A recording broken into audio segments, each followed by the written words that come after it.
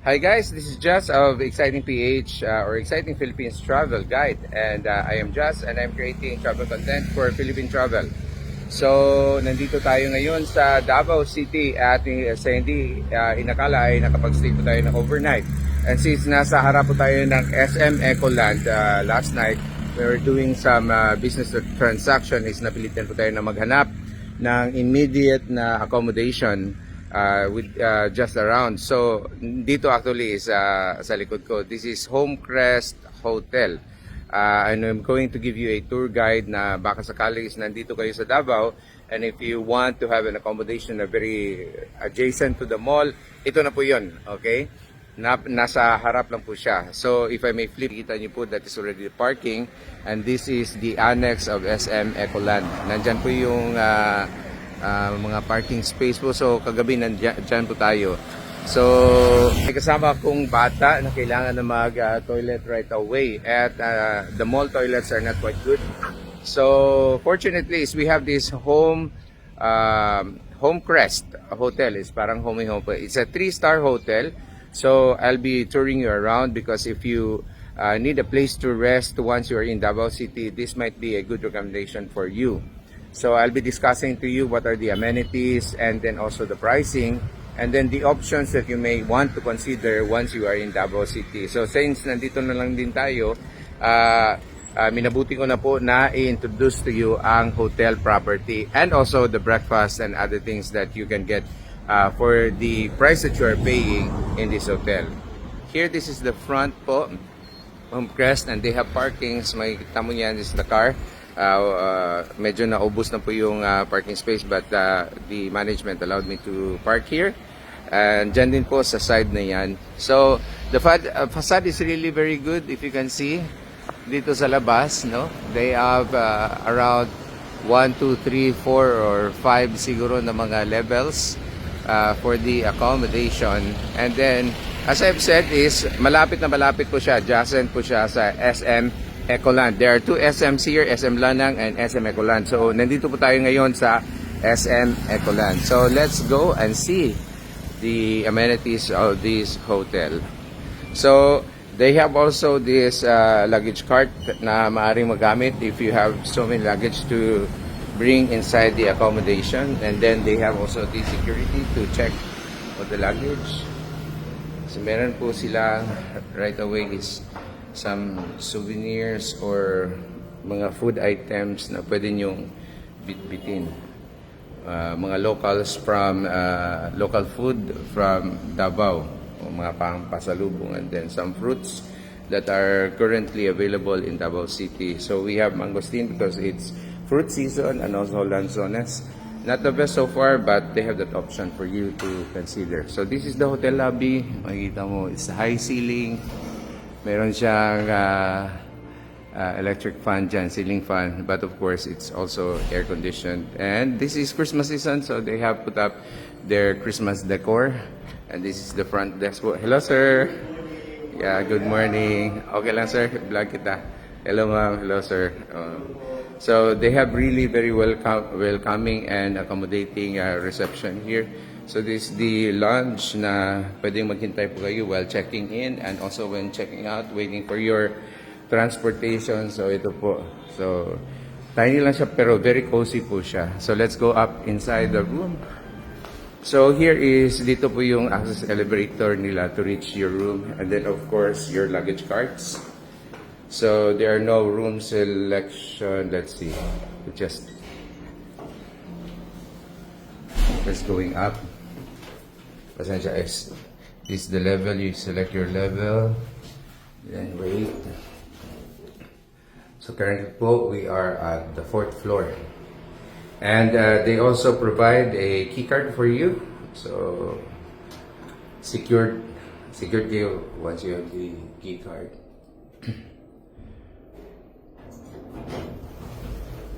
And then the hotel is really very clean. So this is the hotel accommodation lobby, the hallway.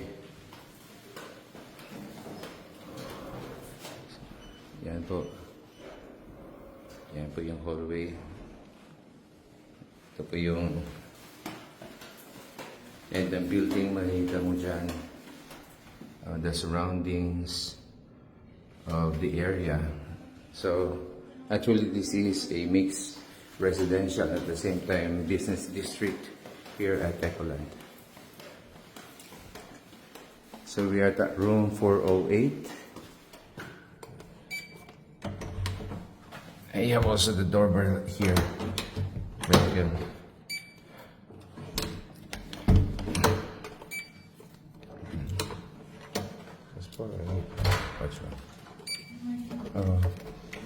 Ayaw niya. Paano yan, ma'am? I-activate na lang natin. Oh, yeah. I-activate na lang muna yan. Pagbaba. Okay. Yan po. So, this is the room po. Pagpasok nyo is you have this cabinet, the wardrobe. At sliding po yung door niya. Yan. And then, ito yung hanger area. And then you have the safety box. And then some shelves here for your shoes. And then more shelf right above. Yan po. So, very decent naman and very good. And then right here, so you have your mini bar. You have complimentary drinks. You have tea and coffee as well and heater. And then ito, pinag-request ko po yung trapo. Basahan po doon sa loob ng toilet. And they have also the mini fridge. Of course, that's really very good. And your trash bin. And then here is meron kang life-size na mirror. And then you have 2 beds. You can also request for matrimonial bed that can accommodate maybe 3 people if you have a child with you. Pero ito, kinuha namin. And the 2 separate beds is cheaper compared sa yung sa matrimonial. So, this is priced at 4,000. They are in promo at 3,000 pesos, so not bad. So, this is what you see in the room. So, you have 2 separate beds, single beds. And then you have side tables with electrical outlet for you to plug your gadgets. And then, meron kang lamp stand. And also, you have your night light dito sa baba. Where's that? So it's not functioning, but on the other table it is. And then you have 2 pillows na maganda ang cushion niya. And the headboard is lighted to give more illumination sa room. So yan po. And then you have your TV na hindi naman siya kalakihan but just enough. Ang TV niya is hindi cable TV, smart TV connected to Netflix and also the internet. And you have a working table right here, which ideally unta, no, na ay big mirror, so you don't have to go there in the toilet, near the toilet, and then see yourself once you're doing yourself preparing to go out. And of course, it has also a lamp stand, and here also is your access for your charging, and then you have also your outlet to power your laptop, computer, tablet, and your cell phones. And of course, it has also a decor with a frame. And right here also is your bedside table with a telephone to call the front desk. And of course, this is the curtain to give you a perspective window to give a perspective your surroundings. No, so this is a mixed neighborhood of residences and business establishments just right here in the Ecoland neighborhood. And it's so bright. So far so good is this is a nice accommodation at 3,000 pesos for the twin bed. But for the matrimonial bed, that is 4,000 pesos, you just have to add 1,000 pesos more. But they're on sale, so that's why it's less than 1,000. So the 4,000 is actually priced at 5,000. The 3,000 is actually priced at 4,000. So let's go at the toilet and see kung unsang naadri. So they have really a tiny sink. So you can wash. This is the wash area, and then the large mirror, and then lighted na siya sa ilalim niya. And then they have 2 towels, dili kayo dagko ang ilang mga towels. And then they have the toilet right here with a bidet, and then also your tissue and trash bin. And then here's the CR, sliding ang ilang door, just like that. And then provided na po nila ang toiletries, so they have shampoo and also body gel. And then one thing akong ma-appreciate nila is ang ilang hot water is really hot water and it's centralized. So you can use the telephone shower, and they have also the head shower, and ay kabutangan nila sa imuhang mga sabon if you bring your own toiletries with you. And then ang usapod is if you're planning to have a longer stay right here, siguro pwede ka maka wash sa imong mga sanina. And then kay diri is mo ni ang iyang pwede ni mo ni siya nga clothesline ni mo diha. So hipos-hipos lang siya. So that's really very good. And then mo ni akong complaint sa ila is because when go to the toilet is basa ka. So I requested for floor rug, which they responded positively. So you just have to request. So mag-tour po ta dito sa ubos sa ilahang kananan. But so far so good. If you ask me my regarding this accommodation, ang kumasulti is here in Davao City is you can find other accommodations at the price range of 2,500 and up. So for the 3,000, one thing alamang siya ani is because duol kay siya sa mall. Just very adjacent to SM Ecoland. And this is also close to the terminal. So if you are commuting or if you find yourself nga kanang naka sa mall is duol ra kay pud siya. And then ang usap pud ang akong masulti is kung ikaw mahilig ka sa mall, suri-suri lang ka diri sa Davao is dili kay ka mag-worry kay close by lang siya imo malakaw nimo. SM closes at 10 p.m. During the weekends, and then weekdays is 9 p.m. Mag-close siya. So, doon lang siya. But there are some hotels also nga 3-star or 2-star pud sila na can be priced at 1,500. That is why is you need a travel guide, travel content such as this na gina-vlog siya so that you will know, and then you can get the best back for the best return for your money.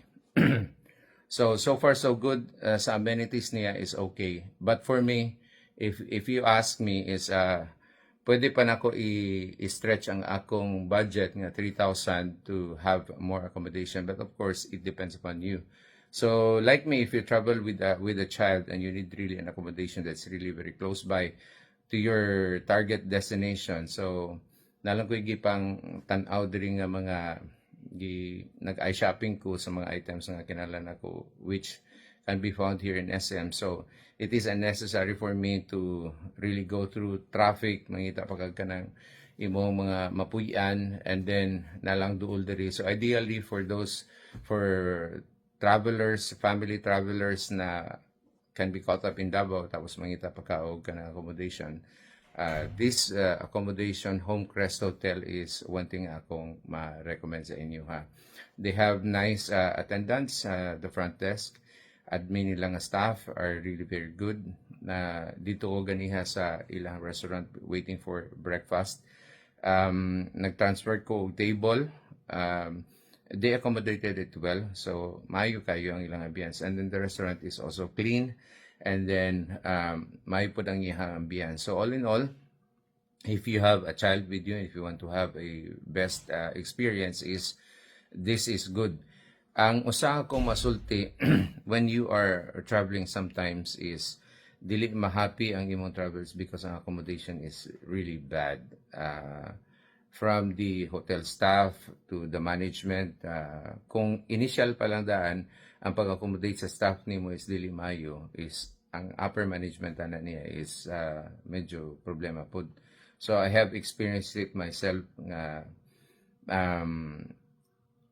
muna ginapili na lang nako ang akong gina-vlog so that kamo nga akong audience mas malipay gyud kay dinhi sa atong sa atong content is will only promote those nga kanang maayo gyud pod kaayo.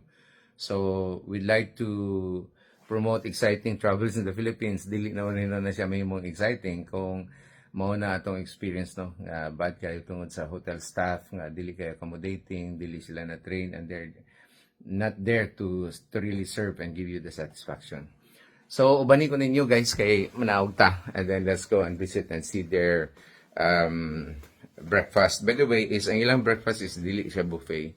It comes free with your accommodation na, but na kay pre-selection nga himuon mo sa gabi they will call you in your hotel room, or you can go in the front desk, or pag-abot nimo diha is ingnan kanila nga, sir, ma'am, can I have your choice of breakfast? So imong pilion daan dito so that they will prepare. So meaning to say is i-plate in nila. So muna karon atong experience, and I will show you the restaurant. So dili siya buffet no, but not bad for 3 people inside the room. And by the way is free ang bata is because bata man siya no, pero pag dako-dako na siguro siya is you have to pay extra. So let's go guys and see.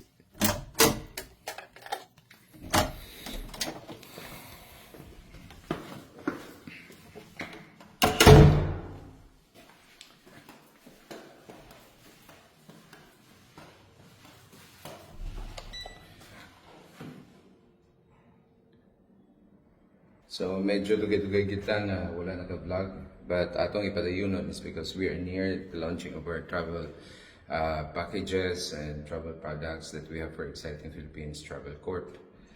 So this content is for Exciting PH Travel Guide to guide you around here. Let's go to ground floor. Let's wait. Ang elevator nila is good, decent, decent ang iyang capacity, and then hinlo po kayo siya. Ang ilaganing elevator is bigger pa kaysa Dusita ni the place that we have also vlogged in our content. So niya na. So they have their security, and then going here on the left side, this is Sena Restaurant. Ilan sagot na. Hello, morning. So they have the bar counter here. Maka-request ka sa imong drinks, no, imong beverages. So this is the ambience of sa ilahang restaurant. So ato na ta. And then just right here makita nimo ang SM diha sa kilid. So wala.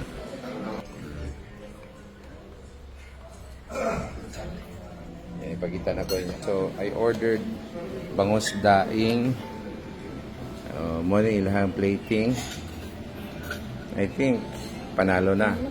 So maayo pa ang ilahang presentation. So you have your glass of water, and then I ordered, instead of coffee, I ordered the sikwati sa Davao. No? So this is hot chocolate, and then they serve also with fruit. So this is pineapple, probably from Cotabato, Del Monte, or Dole. And then of course your daing boneless bangos. Boneless bangos, hindi kami sa daing. And then with garnished with some vegetables, and then also your sunny side up. So mayo ang pagkaluto po sa egg. And then this is it. So makita nimo nara diha ang SM, no. So dual guys, you guys, no. So I hope is you learned something from our travel content. So I'll just be up right here. So I'll see you in the next video. So thank you for watching. Bye-bye.